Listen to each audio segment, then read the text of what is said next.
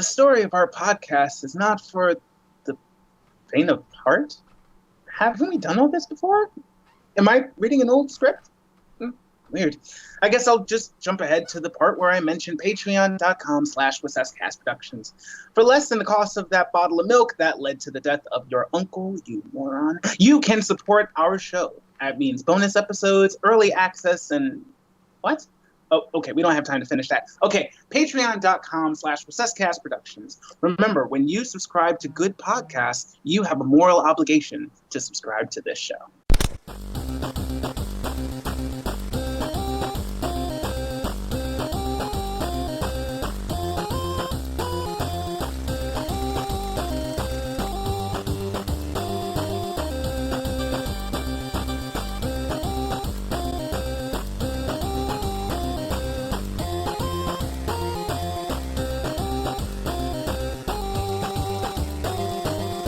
We're gonna make enemies, and we're gonna get hurt. That's all in the day's work for the After Credits Cast, the only film podcast to have said positive things about Spider-Man 3. Last week. Go look it up. Today, I am joined by part of the Sinister Six. I've got Rice Stereo Metters. Oh, God. And of course, we're joined by a special guest this week, Chaz, Mealy, and Makamer.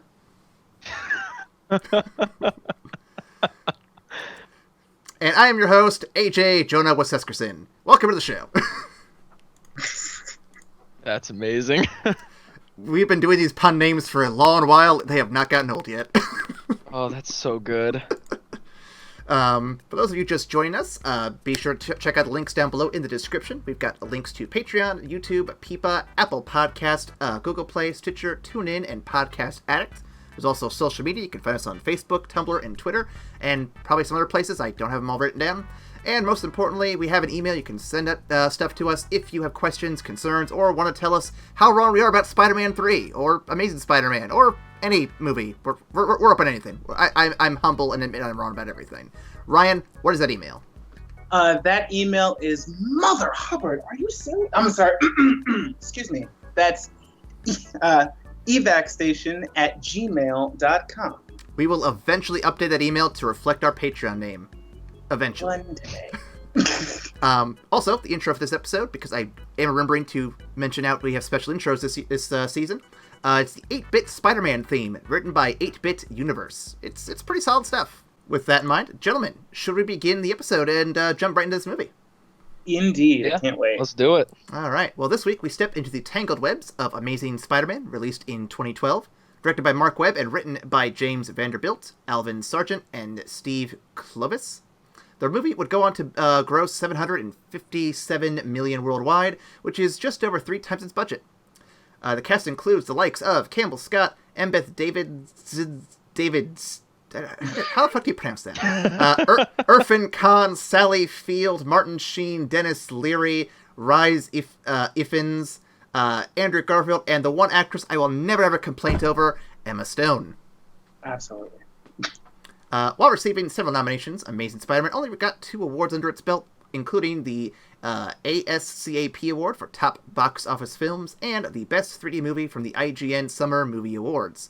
With that, I turn the desk over to Ryan for some fun facts. And Ryan, I was nice. You have a long one, so I only gave you 2. All right, thank you very much. We do indeed have 2 of them. First one being short and sweet. When first wearing the Spider-Man costume, Andrew Garfield admitted to shedding tears. During his break, Andrew Garfield went around New York playing basketball with kids in his Spider-Man outfit. Being a good guy, your friendly neighborhood Spider-Man. That's really nice to hear. That's cute. All right. Now, last up, originally conceived as Spider-Man 4, a direct sequel to the original film trilogy, Sony Pictures had actually begun pre-production before opting to make this film as a reboot instead. Sony renegotiated contracts with director Sam Raimi and stars Tobey Maguire and Kirsten Dunst, each receiving a reported $30 million for a 3-picture deal with the intention of starting a new trilogy in the series. Scripts were commissioned from multiple writers, with each earning upwards of $1 million or more for offer their services. The story would have introduced Vulture as a new villain, played by John Malkovich. Oh, God, I would have killed for that. Malkovich was actually slated to play Norman Osborn in the original film series, but had to withdraw due to scheduling conflicts. That's okay. He paved the way for the master. Defoe. Now, in addition to Vulture, the film would have also introduced the villainess Felicia Hardy, with Anne Hathaway set to play the character. Yep. Just a prequel Catwoman to Christopher Nolan's Catwoman. I love it. Now, in the initial story, Hardy would become her comic book alter ego, the Black Cat. Through later script rewrites, recreated Hardy as an original character called Vulturess. What the fuck? Yep. After her departure, Hathaway would take on a similar role in The Dark Knight Rises, of course, because I'm thinking ahead and not reading the script. Anyway, Raimi also expressed interest in having Dylan Baker return as Dr. Kurt Connors, who would later transform into the villain, the Lizard. Though executive producer A.B.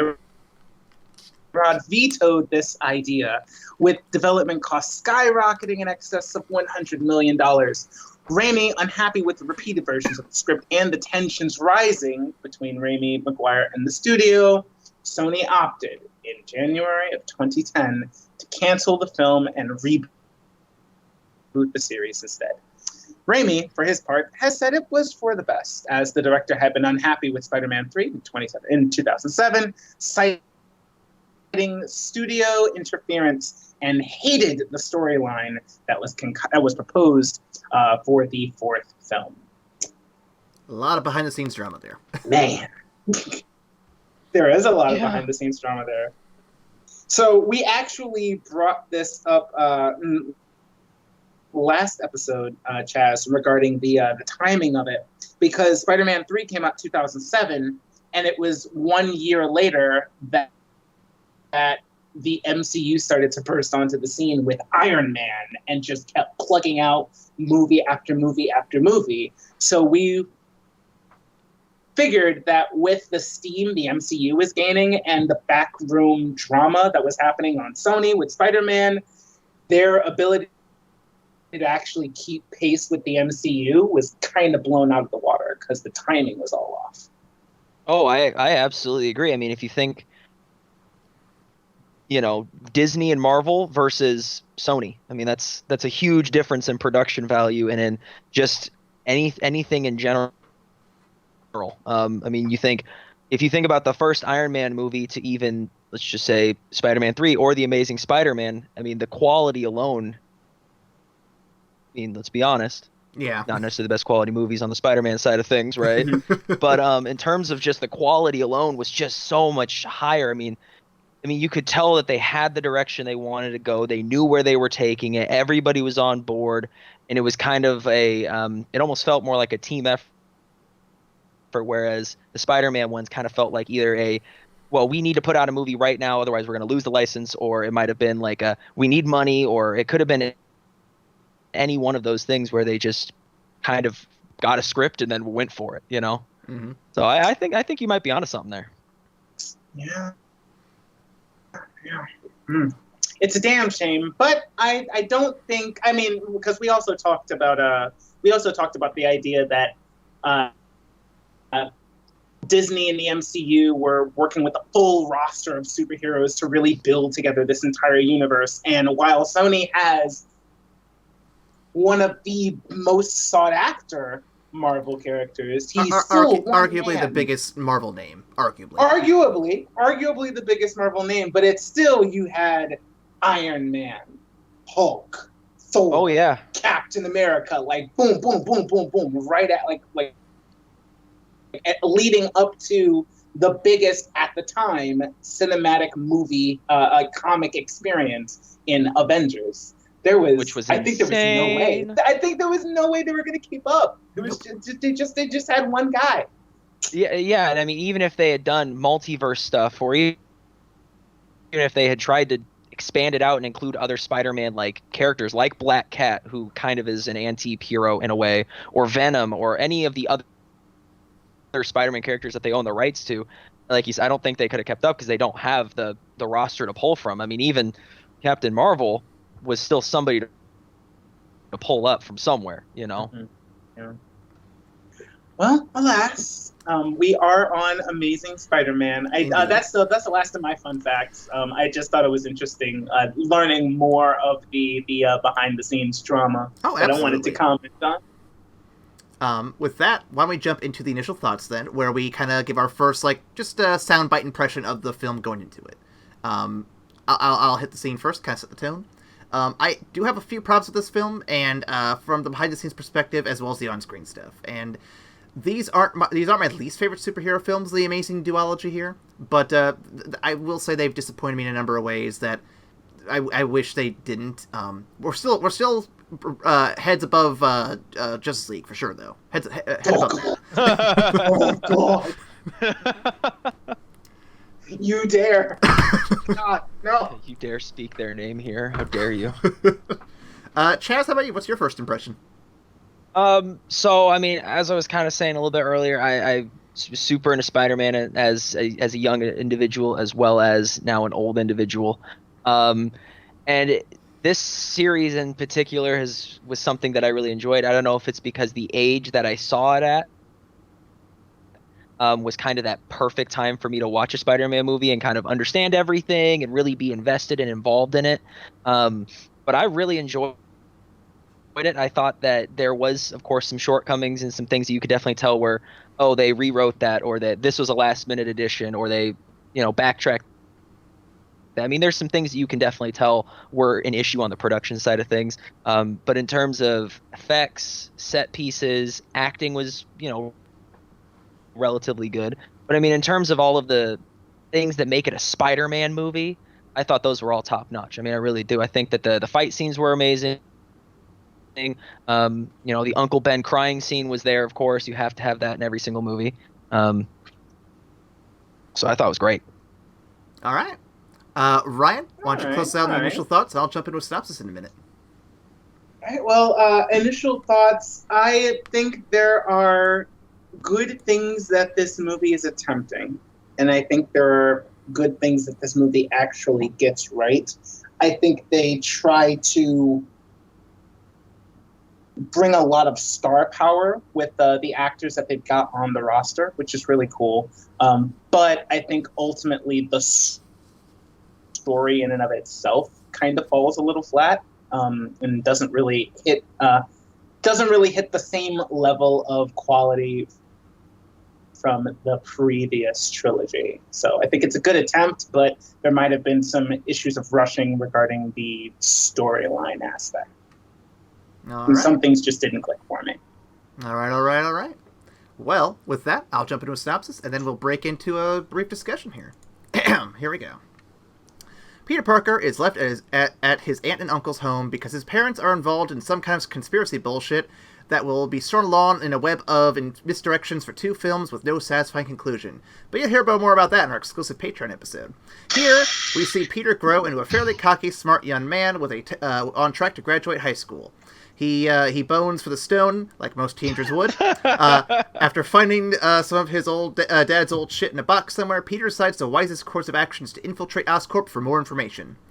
He sneaks in the labs where Gwen chews him out for being there. He then gets chewed out by a spider that gives him superpowers after walking into a room full of spiders. Fucking burn that room to the ground.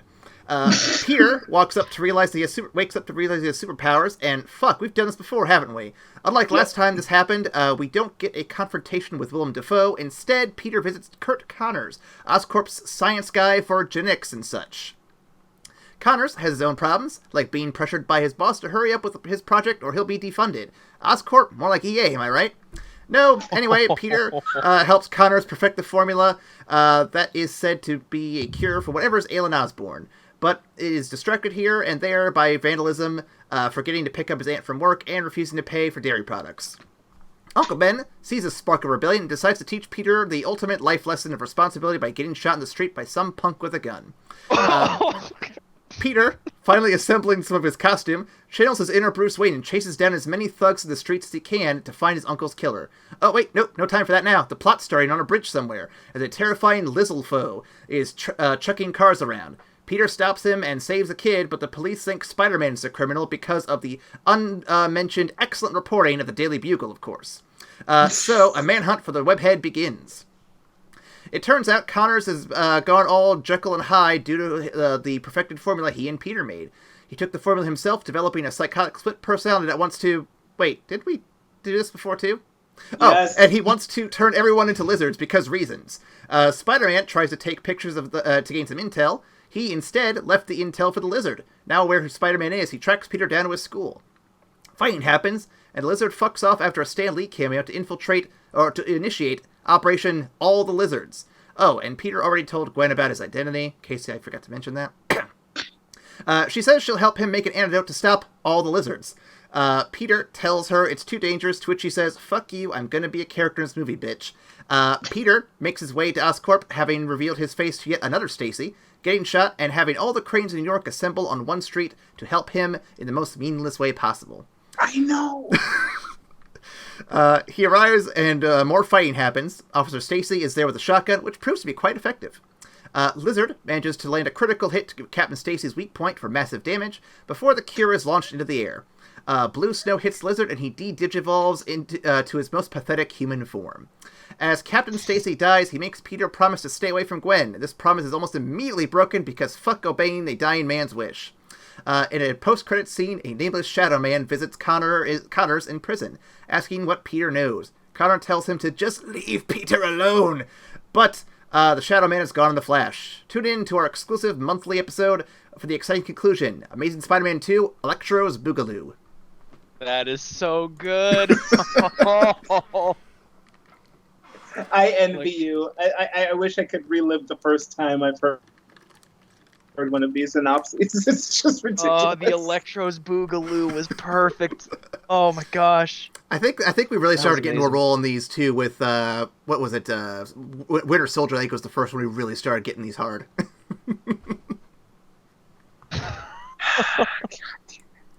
Remember when I made the joke about Captain America being all for guns rights?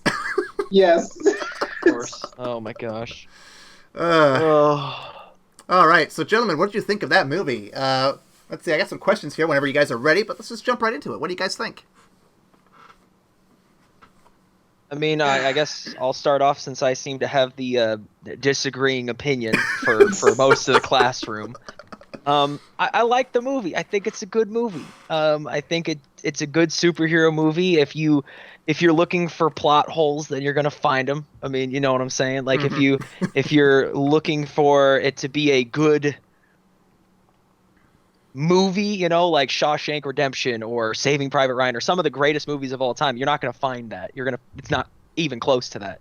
But I think that it's a really good movie. I think it has a lot of really interesting scenes, a lot of really cool moments. I mean, the wrecking ball scene, while stupid, is kind of cool to have all of, you know, the whole of New York come together and kind of, you know, support the neighborhood Spider-Man kind of thing. Even though, yes, the scene was pointless and didn't really accomplish anything, it was still kind of cool.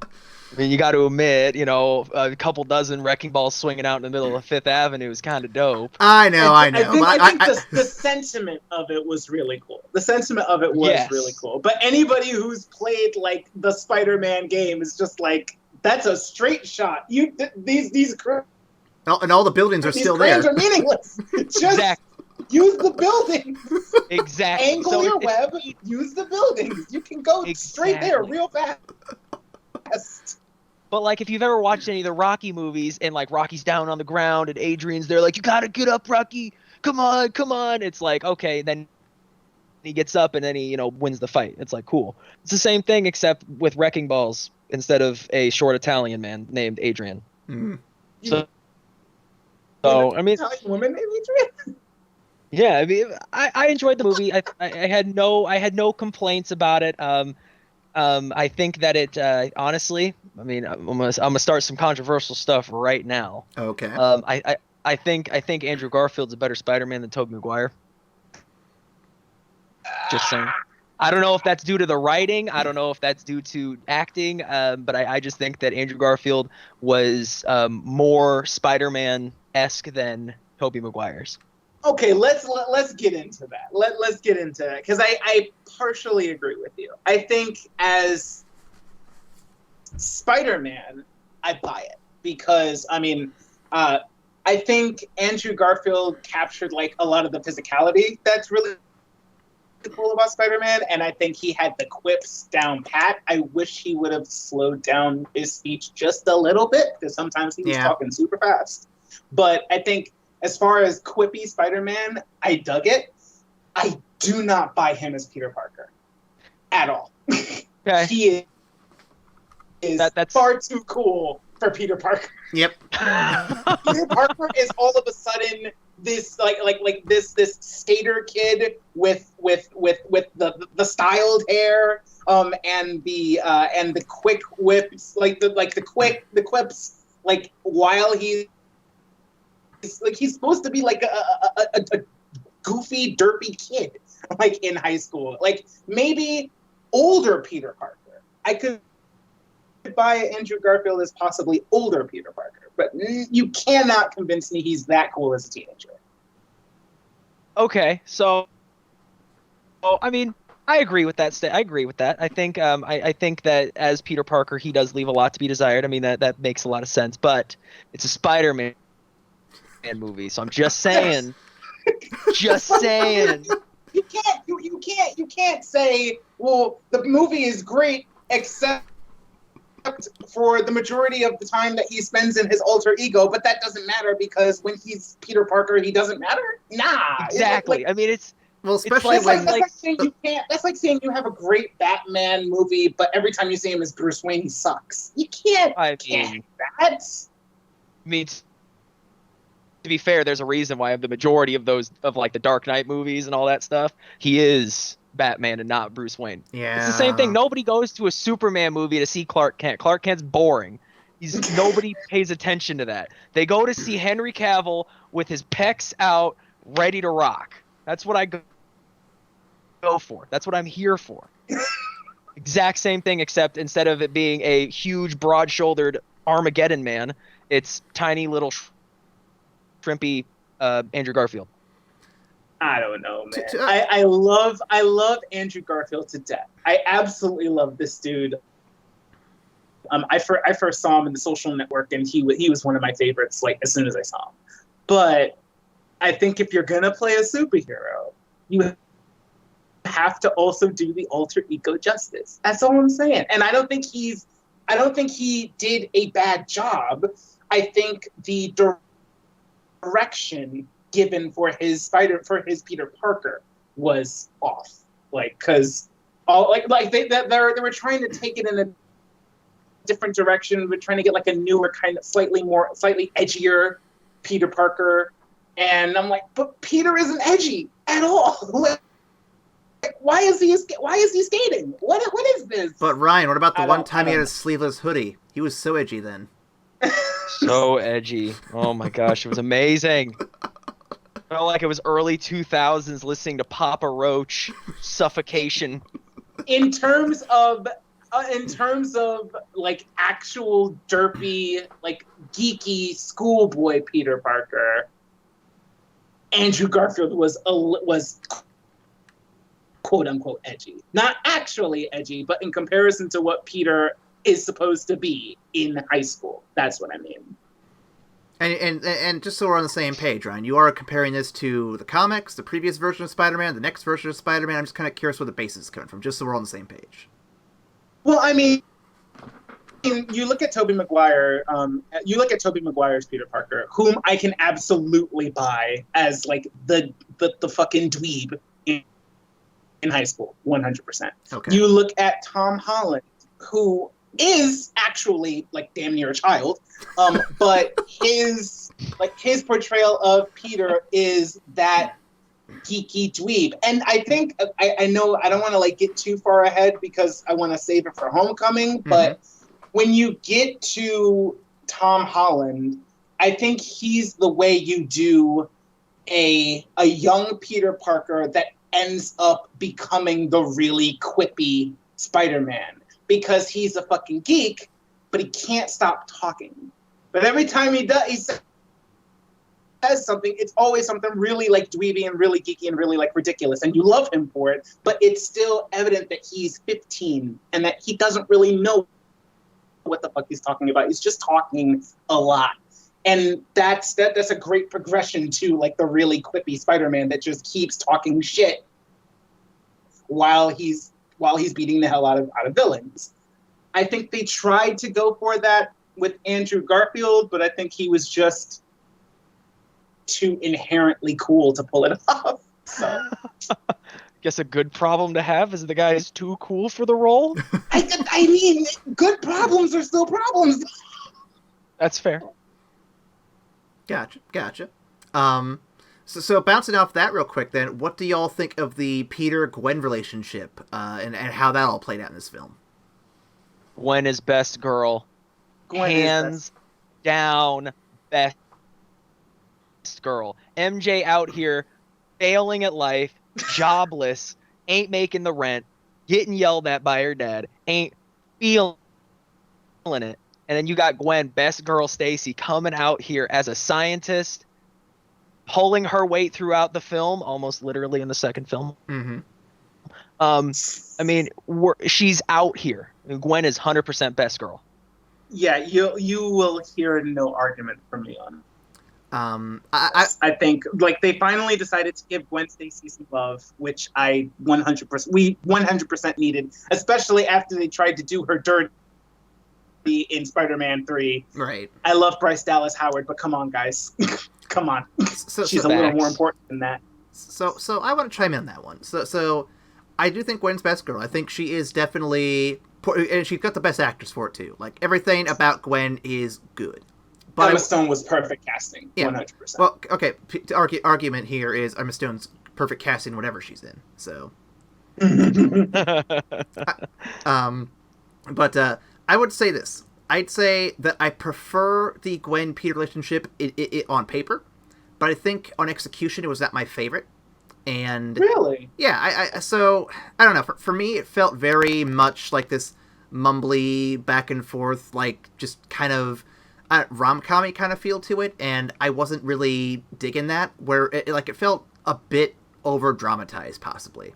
Whereas looking back to what MJ and Peter had, and yes, their relationship was horrible. They were toxic. They should not have been together.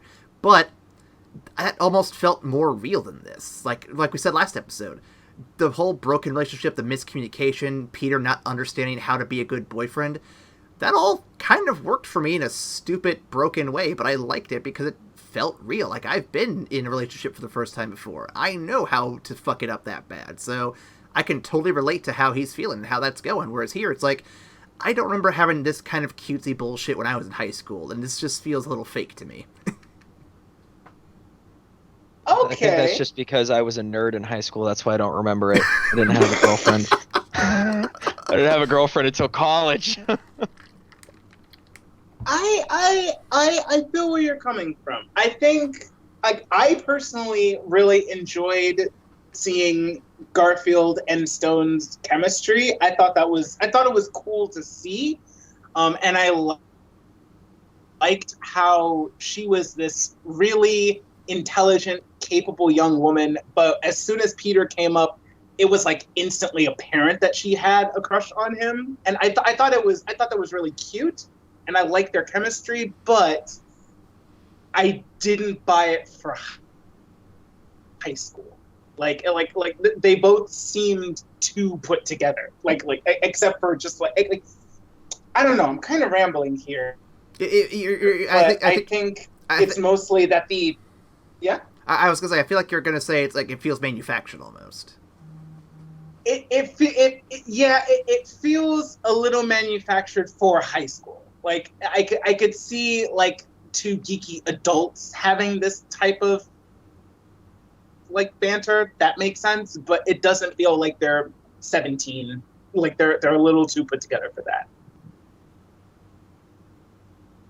I mean, I think that's fair enough. I mean, at least I don't remember being that put together in high school at all. I wasn't thinking, like, I'm gonna go get my doctorate and be a scientist at this super fancy company I have an internship at. This is my whole life ahead of me, you know. But then again, they go to Midtown Science, which is like a gifted school, so it is meant for the people who are like put together and I'm going to be a scientist or this or that thing, you know. So you kind of have to have a little bit of slack for that. That's fair. That is fair. I guess. Yeah. I don't know. It's just it felt a little off. That's all. Like I absolutely see where you're coming from, Chaz. I love Andrew Garfield and I love Emma Stone. I guess it just felt a little out of place for what I was expecting out of a Spider-Man movie, out of a high school Spider-Man movie. Oh, I completely agree with you. 100% agree with you. I think if they had taken this exact same movie and put it in like a college perspective, yes, kind of like they did with the first three. I mean, they should have done that because, I mean, honestly, if you think about it, Tom Holland's the only adult character that actually, or adult actor that looks like a child still in a really good way. Like, I mean that in the best possible way. Honestly, yeah. I do. Yeah, 100%. But like, if they had taken this movie and put it into high school and done, and put it into college and done college Peter Parker and college Spider-Man and it all happened in college, I think that it would have kind of taken away a lot of the plot holes or kind of manufactured feeling of any of the relationships, whether friends or anything like that. I could feel that. Yeah, I could feel that. Like I could buy Andrew Garfield as college Spider-Man, as college Peter Parker. I could buy that. So next question I got here. This is the part about the movie that I think bugs me the most, and that's because growing up, reading what comics I did, watching all the cartoon shows I did, this was never brought up as an important part of Spider-Man's mythos. What are your thoughts regarding Peter's parents, and does this mystery actually help drive the plot forward for you at all? All right, Chaz, as a Spider-Man theologian, I'm gonna defer to you here because you grew up reading these comics. What are your thoughts on that? So it kind of depends. They kind of borrowed from a lot of different of the comics in terms of series. I mean, there was comics where Peter Parker was Norman Osborn's bastard child. Where he seriously there was a couple brief series of comics. I mean, if you're talking about after like Secret Wars in 2015, then his parents were like some secret super scientists that worked for Hydra at one point. I mean, the Spider-Man parents are the weirdest mythos out there. I mean, they bounce from being the good guys to the bad guys to dying for good reasons, like, oh, we're gonna keep China from getting coronavirus, to like, oh, which they obviously failed at, or to like, oh, we're gonna give China coronavirus, and so like they die for various reasons. In terms of this, I feel like it was a unnecessary plot point, but at the same time, it could have been a very cool. I appreciate what they tried to do with it, where they tried to bring in some kind of a mystery feel, maybe like, oh, my life is not the life I thought I had. I'm not the person that I thought I was, kind of deal, you know? Mm-hmm. So I appreciate what they tried to do. I think it was poorly done. I think that has to go back again to like whether it was the script rewrites or the pre-production issues that they had going into it. But I think that overall, I liked it. I liked how they actually referenced the Parker family as for the kind of the first time. Besides, they heckin' died. Yeah, they blew up. Dead. They're dead. Like literally, that's all you got in the first three movies. Is my parents are dead. I live with my aunt and uncle. At least in Amazing Spider-Man 1 and 2, it's my parents are dead because of some shady something going on over here, but I live with my aunt and uncle. So you kind of got a little bit of a glimpse. Ryan, what do you think? Yeah. I largely echo that. I think the addition or the allusion to the parents doing the parent mythos was an attempt to delve into some deeper Spider-Man lore, give you something that you haven't encountered in the Spider-Man movie as of yet, because like Chaz just said, they're either completely forgotten. The parents are completely forgotten about, and it's just like, oh, and he lives with his aunt and uncle, boom, that's it. Or you get a brief, he lives with his aunt and uncle because his parents died, and that's all you get. Referencing like his actual parents and possibly giving them something deeper is an interesting story beat. I just wish they capitalized on it more. Like, I wish they had actually like done something interesting with it. And I think the plans were to lay those tracks early so they could lead up to something interesting. But as the duology stands currently, it was kind of like, I appreciate what they tried to do, but I don't think it was properly executed. I totally suspect they were intending to have Norman Osborn come back from the dead and be his long-lost grandfather. Or his actual father. He would be all of the Spider-Man, and Norman would be all of the goblins. I would only accept it if they somehow got Willem Dafoe to come in and be like, "Revenge me, Peter!" Yes. If only. What are your thoughts on Uncle Ben's death scene? Well, I'll let you go first on this one, Ryan. Well, I mean, so when I mentioned earlier that they really brought the star power for this movie, I mean, Martin Sheen is a fucking phenomenal actor. I know him best from playing President Jed Bartlett in The West Wing. And you've got Sally Field, also another renowned actress, playing Aunt May. So, like, having those two in the movie was fantastic.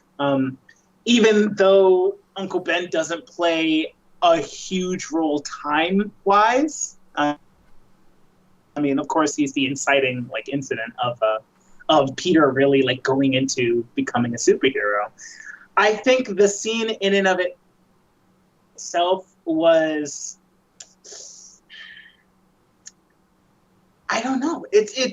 I feel like it was done a little fast. The argument that they have before he goes off and can't fucking buy milk because he's 2 cents short. That clerk was a dickhead, by the way. Sorry. You can leave a penny, but you can't take a penny unless you pay for $10 or more. Fuck out of here, dude. Seriously. Anyway, it's a whole nother fucking peeve. Yeah. I think I would have liked to see more of his Uncle Ben, especially because they were playing him as kind of a wise ass. Like when he's like, "Oh, it's a girl from your computer. He has a picture of you on his computer. I'm his parole officer." I'm like, perfect. I want more of that. I want a whole movie of Martin Sheen just giving him shit, please. But yeah, so I wish they had done more with him. How amazing would it be if they had a Spider-Man movie where Uncle Ben lived up until the last moment of the film, and then the next week was dealing with the death instead of having to do it in the middle of the movie? I'm not saying they should do it, but just the idea of it sounds interesting. I don't know how you square it with canon. Because it's his death that really triggers him becoming Spider-Man. So unless you have him fucking around and discovering his powers up until the very end of the movie, and then he becomes Spider-Man only at the end, I don't know how interesting that would be, though. In some comics, it's Uncle Ben that dies. There's a couple of comics where it's MJ that dies, and that, like, oh my gosh, she died because of me, and I was so irresponsible.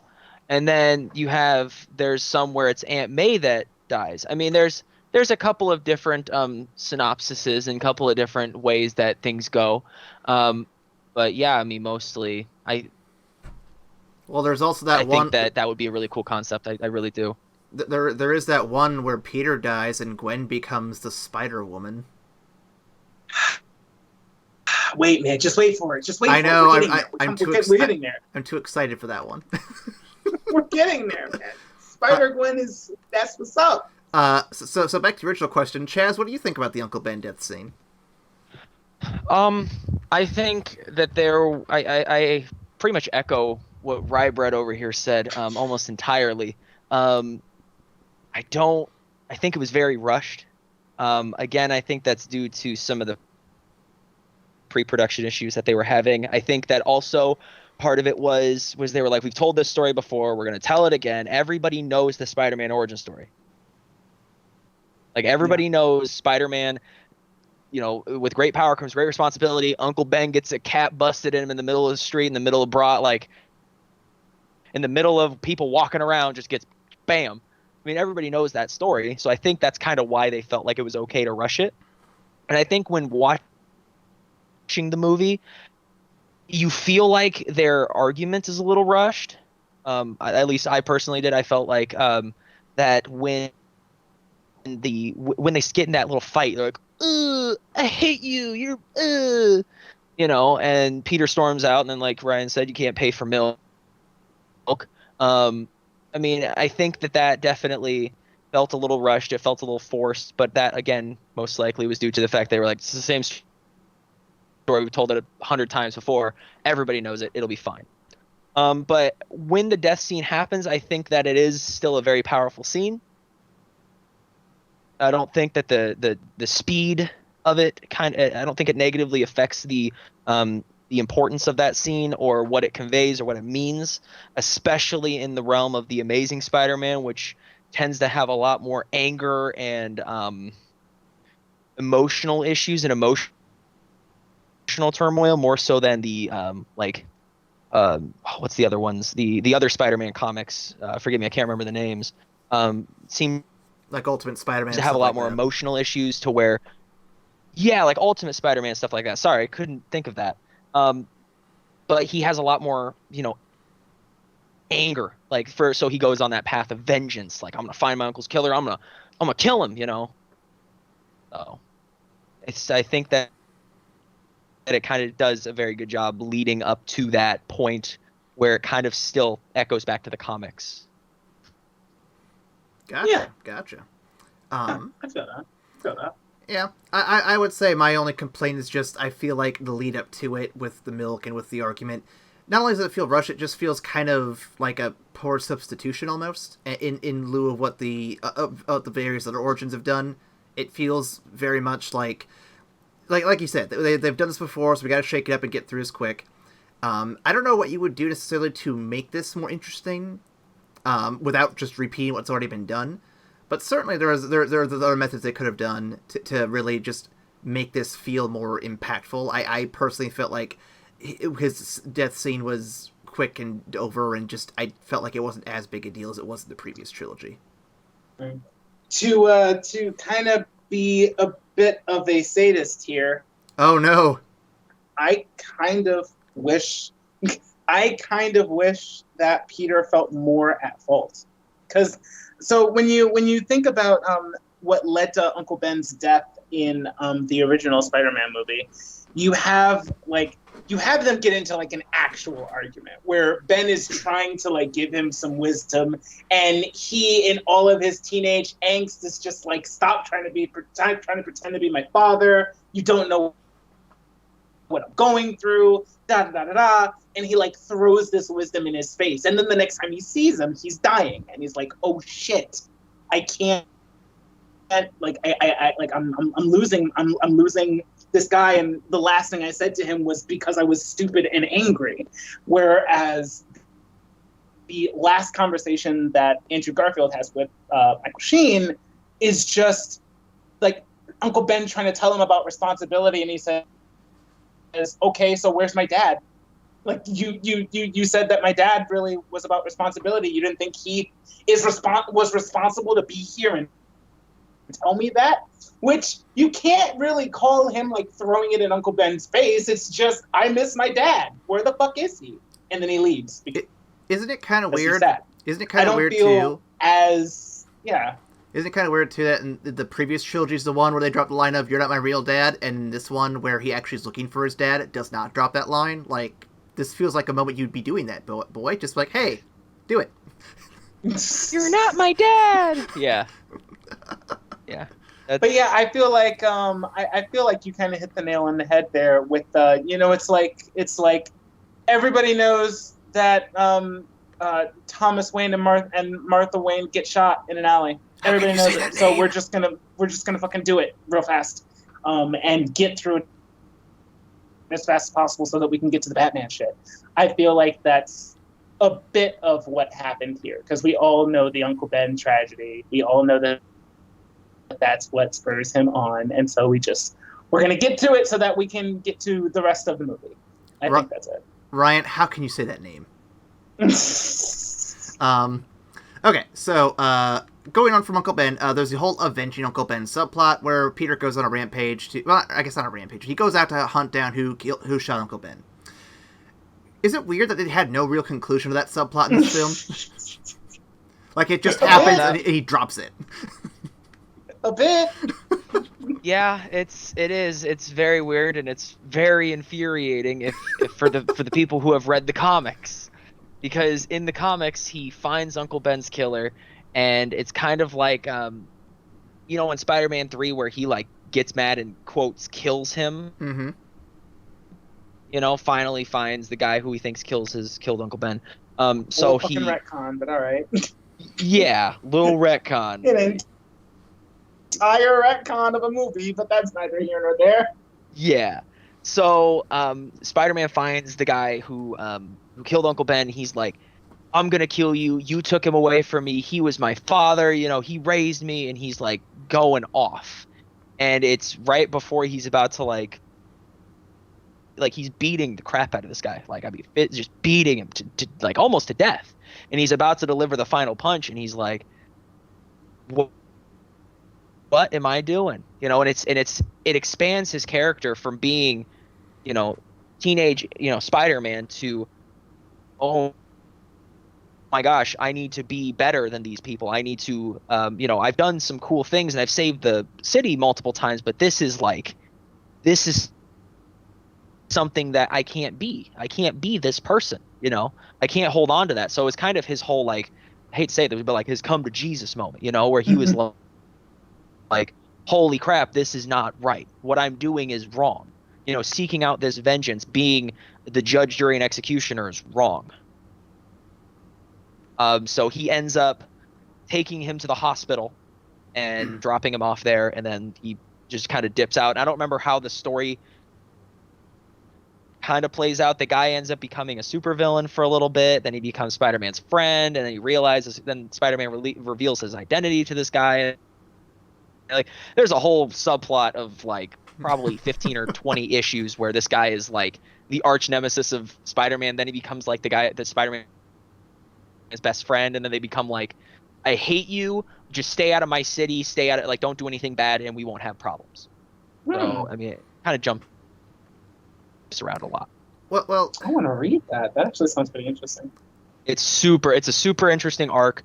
It's a really interesting, like, psychological arc. That's kind of my favorite arcs when it comes to comics. Like, yeah, sure, beating up Brainiac is cool. Beating up, you know, when Spider-Man finally beats up, you know, the Lizard, or, you know, finally beats up whatever, you know, Mysterio. It's cool, but it's when Spider-Man has, or when any character has that, like, mind shift moment where they're like, holy crap, I'm an idiot because I've been thinking about this wrong the entire time I've been doing this.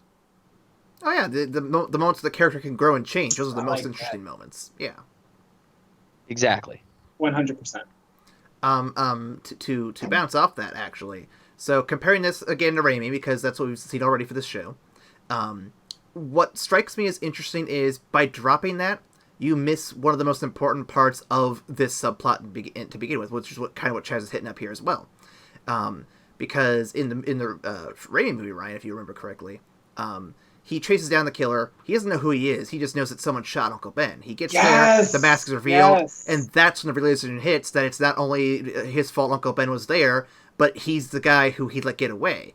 All of that hits right there and gives the whole responsibility beat an important, like, landing point right there. And without that, I feel like you said earlier, we were kind of missing the guilt that Peter needs to have after the Uncle Ben death. Yes, absolutely. That's exactly right. Like, the fact that he remembered the guy who threw him milk also had a 4-leaf clover on his left wrist. It was a star. Like, or a star on his left wrist that he saw from like 6 feet away. Yeah, and he was able to connect the dots, like, as soon as he heard the description of him.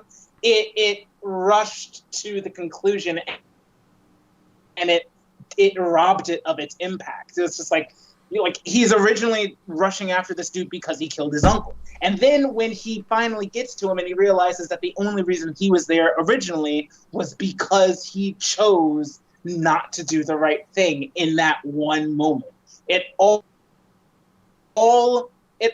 connects into the moment of epiphany where he's like, shit, I need to do better. Like, my uncle died because I chose one moment to be selfish, so I can never be selfish again. Like, that's that's a core pillar of who Spider-Man is. And it just kind of robbed it of its emotional impact by having him get to it really fast. I could not agree more with that. That is the perfect way of saying that. Man, this is becoming less of a debate than I thought it was going to be. Listen, I understand the movie has its problems. The movie's not the best movie, but I stand by my movie choices. I understand. I'm with you. I have some guilty pleasures myself that I'm sure if we ever cover in the show, I'm going to get made fun of completely. So, My Little Pony, Friendship is Magic, Aaron. It's okay, Aaron. So let's see if we have time for two more here. If not, we'll just do the one. That being, does the Lizard work as a satisfying villain for this film? Why or why not? Yes and no. And I'll tell you why no first. Because the Lizard's not the quintessential Spider-Man villain. Okay. You know, when you think of Spider-Man's big fights, it's Mysterio, Green Goblin, and Vulture. I would say would be his top three Doc biggest Ock's probably up there too. bad boys. Doc Ock, yeah, you're right. Yeah, I would. Okay, so top four, Doc Ock, right?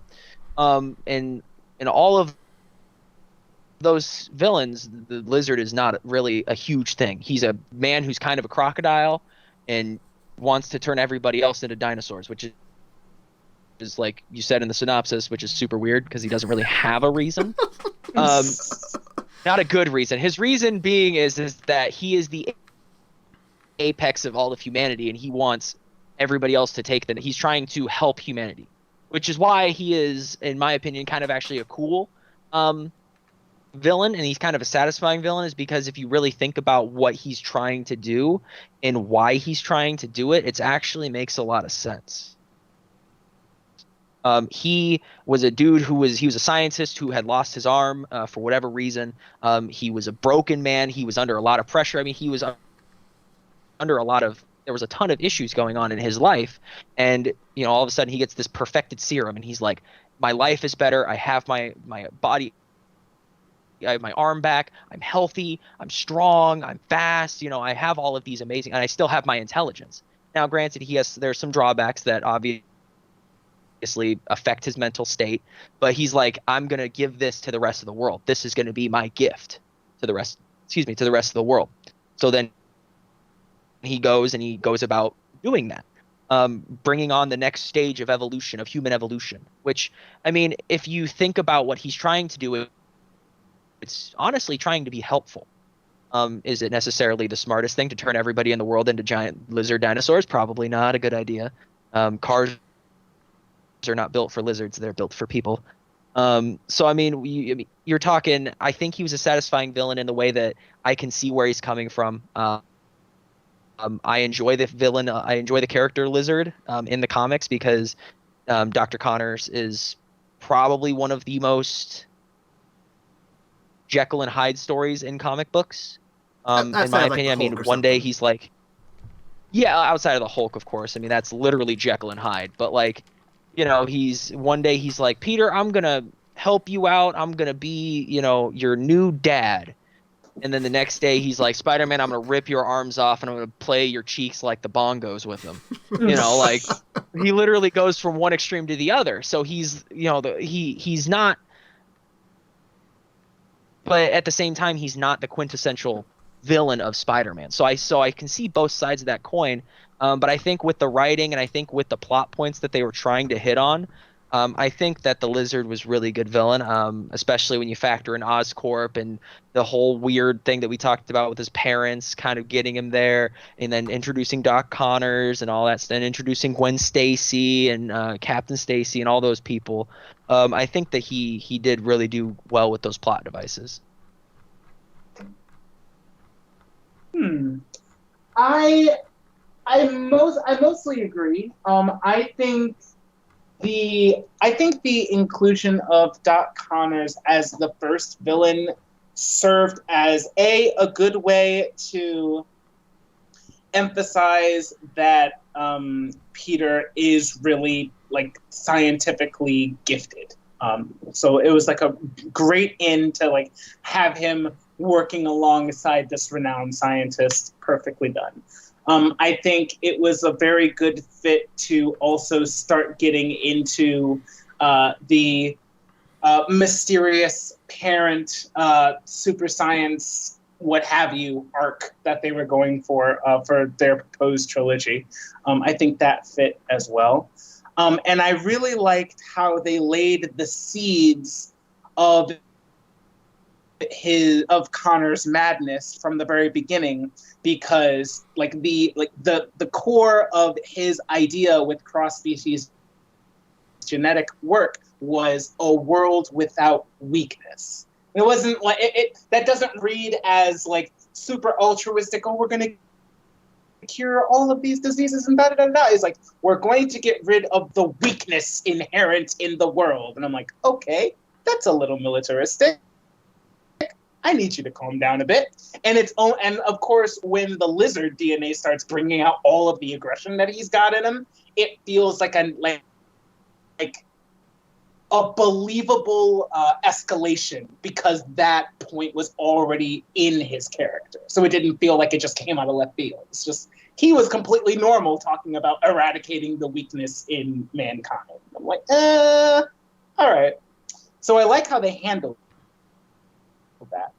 That being said, my gripe with the lizard in this movie is entirely the fact that I don't like his design. I wish he looked more like a lizard. Yeah. I wasn't hip to that design the tail and the tail and the claws looked fantastic. The face. He was really physically imposing, and that was cool. Why did you have his face essentially just human with like an extended jawline and bald with green scale? Why not actually give him a snout or something? So my question is did you watch the remake of the Ninja Turtles, like the live action Ninja Turtles? I saw the trailers. No. They were pretty bad. Oh, God. Did you if you watched the trailers, did you like the design of the turtles? Not really. It was one of the big reasons why. Well, then that explains a whole lot then, man. Come on. It was literally almost a shot. So this was my only issue with his design. I mean, I kind of understand, especially from the comics, because it was a blending of reptile DNA and human DNA. So he's not a complete lizard. So he maintains quite a lot of his human features when he is in the lizard form. And that one of those things being his intelligence. Granted, it's his aggression is amplified and yada, yada, yada. But he does keep some of his human physical features. So I didn't have so much of an issue with that. What I had an issue was they literally shot for shot recreated the Ninja Turtles, or the Ninja Turtles recreated that. I don't know which one came.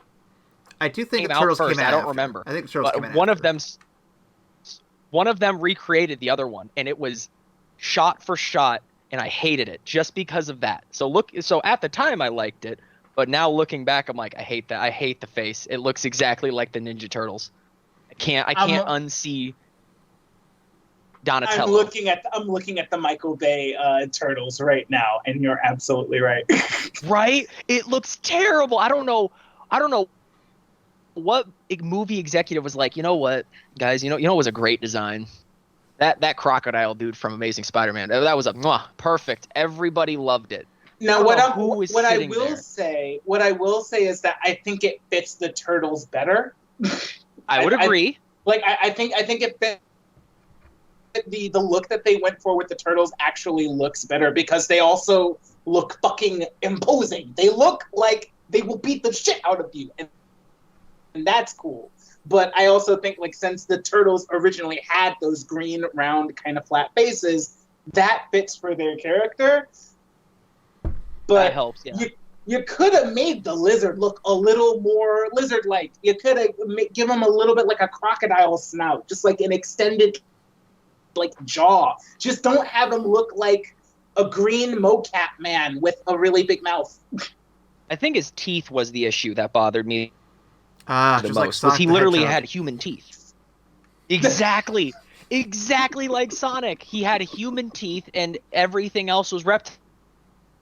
Like, give the man some snake fangs or something. Like, do something to make him look scary, like you said, Ryan. Like, I don't know. I would say on top of the design too. I like that movie. It was a good movie.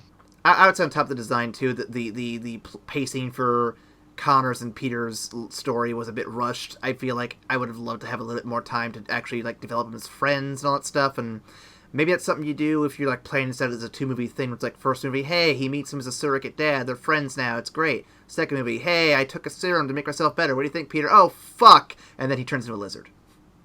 Like, that could have worked a bit better. I think trying to squeeze it into one movie might be a bit much. Maybe. But who knows? That's a question for someone else to figure out. Another timeline. We do, yes. We do have a mail call to hit up. If you want to reach out to us and tell us your reasons why you think they should have given the lizard a snoot, please reach out to us on Twitter or Tumblr or Facebook. And Ryan, if they want to boop us in the snoot, where can they boop us at?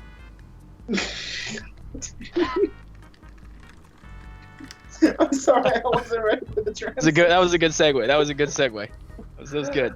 Oh my god. You can reach us at fuck, I'm laughing too much. I can't think of anything quick. You can reach us at evacstation@gmail.com. Fucking got him. Okay, so You did, man.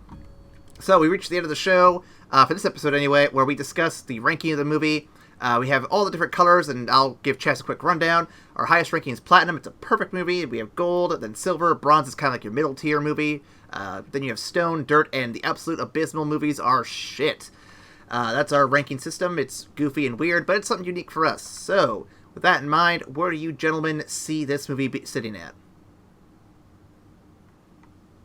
Ryan, Ryan, you take it. Oh man, because I'm gonna start an argument. Right now. All right. I think this movie has some good things going for it. I think it has some bars that it's striving for to make it interesting. I think it fails to deliver on some of those things. And I think cosmetically there are some things that fall short about the movie. That being said, I don't think it's the worst movie. However, I have to compare it when I'm thinking of the previous rankings that I've given these movies in the past. I have to say I'm gonna have to give it a stone. Ooh. And the reason why is because I think Spider-Man 3 was better than this one, and I can't rank it higher than that. Those are fighting words. Let's see what Chaz has got here. Let's see what Chaz has got. Well, first of all, go. It's a stone rating just because Emma Stone's in it, right? Ooh, but yeah. No, so Emma Stone is platinum. Let's keep it real. Fair. That's fair. Except in La La Land, was not a fan of her in that movie, but another time. So I really like this movie. I think I am slightly biased because it's based off of the first set of Spider-Man comics that I really enjoyed and kind of fell in love with. So I think I do have a little bit of that bias towards it. I think that it did strive to do a lot of things. I think it, like you said, Ryan, I think it had a lot of goals in mind, and I think they had too many goals in mind when they started production. I think if they had narrowed it down to, Gwen Stacy's relationship and the lizard thing and just kind of left out a few of the other plot points, I think they could have done such a better movie. Like, not that this is the right podcast, but in Homecoming, they didn't do the whole 30-minute of Uncle Ben death scene. They literally skipped all of that and put 30 minutes of other stuff, Spoiler warning for, obviously, if, you haven't seen Spider-Man Homecoming, for however many long ago that was. So in my opinion, I think that it's probably a bronze for me. It's kind of it's a medium tier movie because it had a lot of really cool goals and it executed on them in a very meh way. Nothing super like, oh, this is, woo, best movie, best girl, best anything. It's just kind of all like, kind of a solid 5 out of 10, just kind of all the way through on every single note, from production to effects to acting to everything, just 5, ba, ba, ba, ba. I can respect that. That's fair. I can respect that too. If not for the production issues behind the scenes that I am painfully aware of, I would probably be in the same boat and give it a bronze. But because I know of the production issues, and to me, that hits me home the most, because I, study all this shit and get really into, how a movie's made and what went wrong behind the scenes, and so many things behind the scenes just did not line up for this movie at all. And it's a shame, because this had potential. This could have been really good. I will probably join Ryan the Stone ranking. It's a toss-up between either one for me, but that production side stuff is just gross stuff going back there, man. It's just not good. You guys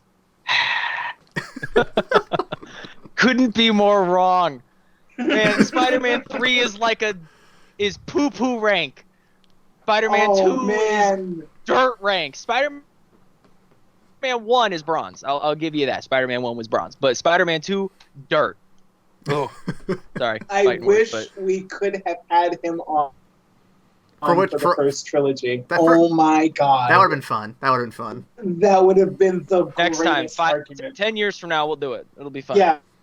It'll be our remaster. Right, when we reboot hey Aaron, when we reboot the podcast, we'll come back and do it. Yep. When we retire. Shoot me a text. Yep. So thank you all for listening, and different from usual, the sequel for this episode, the Amazing Spider-Man 2, will not be in the regular lineup of episodes. Next week, you will be listening to, I think, Far From Home. For the rest of us, though, if you guys want to listen to Amazing Spider-Man 2, please tune in to the Patreon exclusive episode we'll be doing here for the month of May. Thank you for listening, and we'll see you after the credits. Bye. Bye. Spider-Man, up next on the podcast line. Peter's out after 3, then gets rebooted by Sony. Look out, another Spider-Man. Leave a like, hit subscribe, if you can dig on this side. Can you donate to our sub? $1 would be enough. And thus, it's the After Credits Cast.